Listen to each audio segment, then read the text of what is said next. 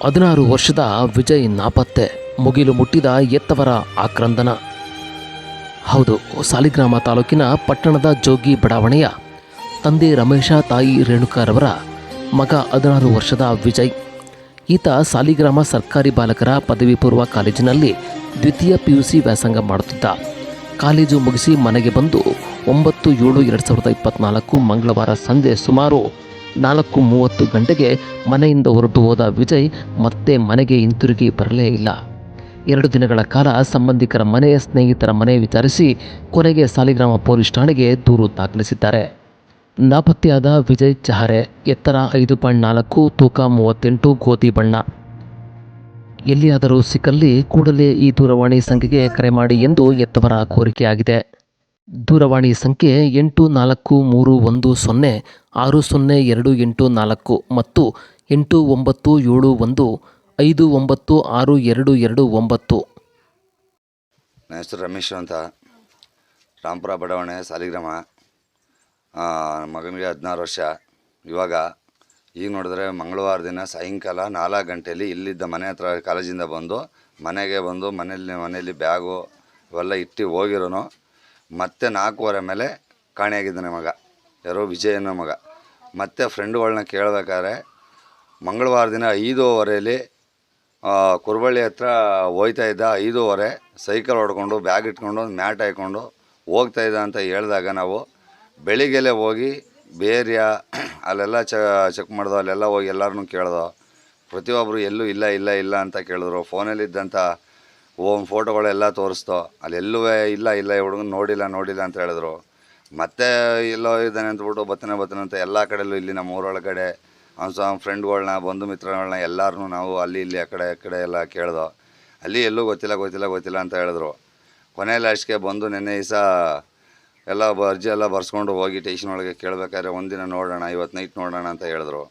ನೋಡ್ಬಿಟ್ಟು ಆಮೇಲೆ ಬೇಕಾದ್ರೆ FRF ಕಾಪಿ ಮಾಡ್ತೀವಿ ತಡೆಯಪ್ಪ ಅಂದ್ಬಿಟ್ಟು ಹೇಳಿದರು. ಸರಿ ಅಂದ್ಬಿಟ್ಟು ನೆನ್ನೆ ದಿವಸ ಹೋಗಿ ಕೊನೆ ಲಾಸ್ಟ್ಗೆ ಹೋಗಿ ಎಲ್ಲ ಮಾಹಿತಿಗಳೆಲ್ಲ ಕೊಟ್ಟು ಮತ್ತೆ ಎಲ್ಲ ಕೇಸೆಲ್ಲ ಫಿಟ್ ಮಾಡಿ ನೆನ್ನೆ ಕೊಟ್ಟಿದ್ದೀವಿ. ಮತ್ತು ಪೇಪರ್ಗೂ ಸುತ್ತ ಕೊಟ್ಟಾಗೈತೆ. ಗಲಾಟೆ ಏನಿಲ್ಲ ಸರ್, ಗಲಾಟೆ ಏನಿಲ್ಲ ಸರ್. ದಯವಿಟ್ಟು ಎಲ್ಲೇ ಇದ್ದರೂ ಸರಿ ನನ್ನ ಮಗನ ಒಂದು ಹುಡುಕೊಡಿ ಅಷ್ಟೇ. Second PUC. ಎಲ್ಲ ವಿಚಾರಿಸ್ತು ಸರ್. ಕೇಳೋದಕ್ಕೆ ಅವ್ರಿಗೆಲ್ಲ ನಮಗೆ ಗೊತ್ತಿಲ್ಲ ಆಂಟಿ, ನಮ್ಮ ಫೋನಲ್ಲಿ ಇಲ್ಲ ಅಂದರು. ಅವ್ನು ಯಾವ ನಂಬರ್ಗಳು ಕಾಂಟ್ಯಾಕ್ಟ್ ನಂಬರ್ ಸಿಗ್ತಾ ಇಲ್ಲ. ದಯವಿಟ್ಟು ನನ್ನ ಮಗನ ಹುಡ್ಕೊಡಿ, ಎಲ್ಲಿದ್ದಾನೆ ಅಂತ ಗೊತ್ತಿಲ್ಲ. ಅವ್ನು 4 ಗಂಟೆಯಲ್ಲಿ ಮನೆ ಬಿಟ್ಟು ಹೋಗಿರೋದು ಇಲ್ಲಿಂದ.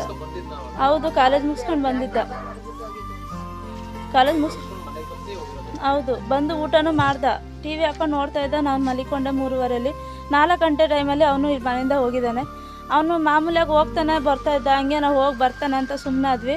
8 ಗಂಟೆ ರಾತ್ರಿ ಆದರೂ ಬರ್ನಿಲ್ಲ. ಆಗ 8 ಗಂಟೆ ಮೇಲೆ ಯಾಕೆ ಬರ್ನಿಲ್ವಲ್ಲ ಅಂತ ಭಯ ಆಗಿ ಅವ್ನ ಬ್ಯಾಗ್ಗಳೆಲ್ಲ ಚೆಕ್ ಮಾಡಿದ್ವಿ.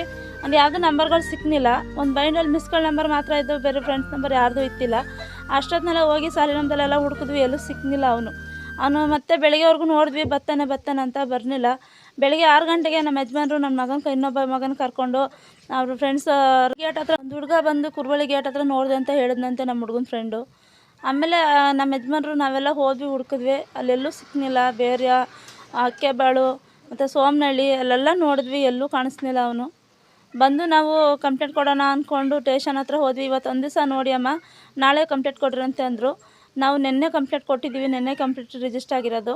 ನಮಗೆ FIR ಕಾಪಿನೂ ಕೊಟ್ಟಿದ್ದಾರೆ.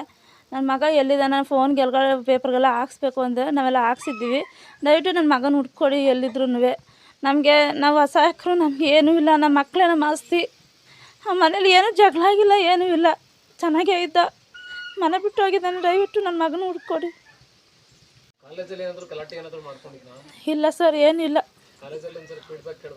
ಎಲ್ಲರೂ ಕೇಳ್ದ ಸರ್. ನಾವು 3-4 ಜನ ಕೇಳಿದ್ವಿ, 2-3 ಸಲ ಹುಡುಗರು ಎಲ್ಲರೂ ಅವನ ಬಗ್ಗೆ ಒಳ್ಳೆಯದು ಹೇಳ್ತಾರೆ. ಅವನು ಯಾಕೆ ಮನೆ ಬಿಟ್ಟು ಹೋಗಿದ್ದಾನೆ ಅಂತ ಅವರು ನಮ್ಮನ್ನೇ ಕೇಳ್ತಿದ್ರು. ಅವನು ಓದೋ ವಿಷಯದಾಗಲಿ, ಒಂದು ಫ್ರೆಂಡ್ ಗ್ರೂಪ್ ಆಗಲಿ, ಏನೂ ಅವ್ನು ಯಾವುದ್ರ ಜೊತೆನೂ ಜಾಸ್ತಿ ಬೆರೀತಿತ್ತಿಲ್ಲ ಸರ್. ಅವನು ಯಾರ ಜೊತೆನೂ ಜಾಸ್ತಿ ಮಾತಾಡ್ತಿತ್ತಿಲ್ಲ. ಮನೇಲಿ ಒಂದು ಮಗು ಥರ ಇದ್ದ ಅವನು.